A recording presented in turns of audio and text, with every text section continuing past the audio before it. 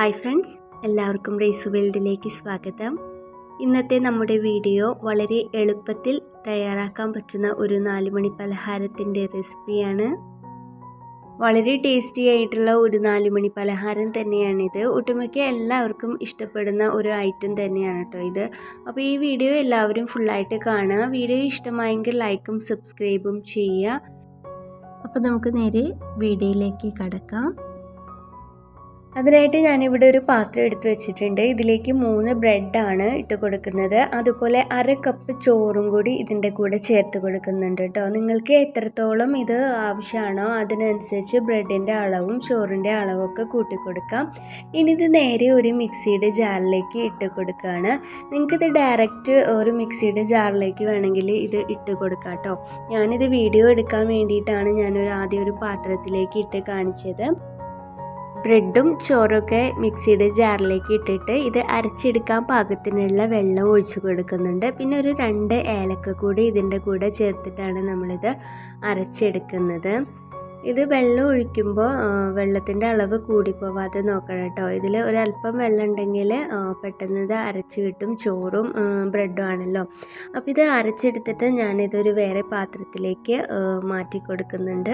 ഇനി ഇതിലേക്ക് പഞ്ചസാര ചേർത്ത് കൊടുക്കാം. പഞ്ചസാരയുടെ അളവും ഓരോരുത്തരുടെ ഇഷ്ടത്തിനനുസരിച്ച് ചേർക്കാം കേട്ടോ. പിന്നെ ഒരല്പം ഉപ്പ് പൊടിയും കൂടി ചേർത്ത് കൊടുക്കുന്നുണ്ട്. പിന്നീട് ചിരകി വെച്ചിരിക്കുന്ന തേങ്ങയാണ് ചേർക്കുന്നത്. തേങ്ങ ഞാൻ ഒരല്പം കൂടുതൽ ഇട്ടിട്ടുണ്ട് കേട്ടോ. പഞ്ചസാരയുടെ പകരം ശർക്കര വേണമെങ്കിലും ചേർത്ത് കൊടുക്കാം കേട്ടോ. പഞ്ചസാര തന്നെ വേണമെന്നൊന്നുമില്ല, ശർക്കര ചേർത്ത് കൊടുത്താലും മതി. ഇതിപ്പോൾ ഇത് നന്നായിട്ട് മിക്സായി വന്നിട്ടുണ്ട്. ഇനി ഇതിലേക്ക് അരിപ്പൊടിയാണ് ചേർത്ത് കൊടുക്കുന്നത്. പത്തിരിക്കും ഇടിയപ്പത്തിനൊക്കെ എടുക്കുന്ന അരിപ്പൊടി ഉണ്ടല്ലോ, ആ അരിപ്പൊടിയാണ് കേട്ടോ ചേർക്കുന്നത്. അരിപ്പൊടി ചേർക്കുമ്പോൾ കുറേശ്ശെയായിട്ട് ഇതുപോലെ ഇങ്ങനെ ചേർത്തിട്ട് നമ്മളിങ്ങനെ ഇളക്കിയിട്ട് അതിനെ പാകാക്കിയിട്ട് എടുക്കണം. ഇപ്പോൾ ഒരു ലൂസായിട്ടുള്ള പരുവാണല്ലോ. ഇനി ഇതിന് നമ്മളൊന്ന് തിക്കാക്കിയിട്ട് എടുക്കണം കേട്ടോ. അതിനായിട്ട് കുറേശ്ശെ ചേർത്തിട്ട് നമുക്കിത് തിക്കാക്കിയിട്ട് എടുക്കാം.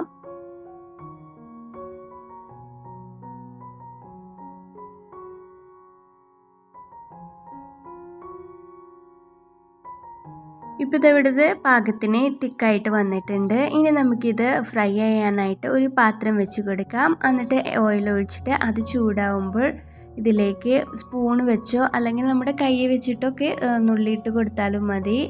അങ്ങനെ നമുക്കിത് ഓരോന്നും ഇട്ട് കൊടുത്തിട്ട് ഇതൊക്കെ ഒന്ന് ഫ്രൈ ആക്കിയിട്ട് എടുക്കാം കേട്ടോ. ഇതധികം ലൂസാക്കിയിട്ട് നമ്മൾ എടുക്കരുത് കേട്ടോ. അങ്ങനെ ലൂസാക്കിയിട്ട് എടുത്തു കഴിഞ്ഞാൽ ഇത്രയ്ക്കൊരു പെർഫെക്റ്റ് ആയിട്ട് നമുക്കത് കിട്ടില്ല. ഇപ്പോൾ ഈ സ്പൂണിൽ നിന്നൊക്കെ കണ്ടില്ല, നമ്മളൊന്നിങ്ങനെ തട്ടി കൊടുക്കുമ്പോഴാണ് സ്പൂണിൽ നിന്ന് വീഴുന്നത്. ആ ഒരു പരുവത്തിന് വേണം കേട്ടോ നമ്മളിത് റെഡിയാക്കിയിട്ട് എടുക്കാനായിട്ട്. അതുപോലെ ഇത് നമ്മൾ ഇട്ട വശം തന്നെ നമ്മളിതുപോലെ തിരിച്ചു കൊടുക്കരുത്.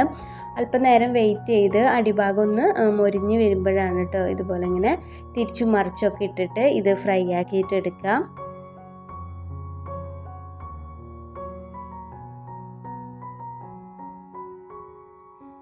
ഇപ്പോൾ ഇവിടെ വളരെ ടേസ്റ്റി ആയിട്ടുള്ള ഈവനിങ് സ്നാക്ക് റെഡി ആയിട്ട് വന്നിട്ടുണ്ട്. നിങ്ങൾക്ക് എൻ്റെ ഈ റെസിപ്പി ഇഷ്ടപ്പെട്ടെങ്കിൽ ഇത് തീർച്ചയായിട്ടും ഒന്ന് ട്രൈ ചെയ്ത് നോക്കുക. വളരെ ടേസ്റ്റിയും അതുപോലെ തന്നെ ഈസി ആയിട്ടുള്ള ഒരു ഈവനിങ് സ്നാക്കിൻ്റെ റെസിപ്പി തന്നെയാണിത്.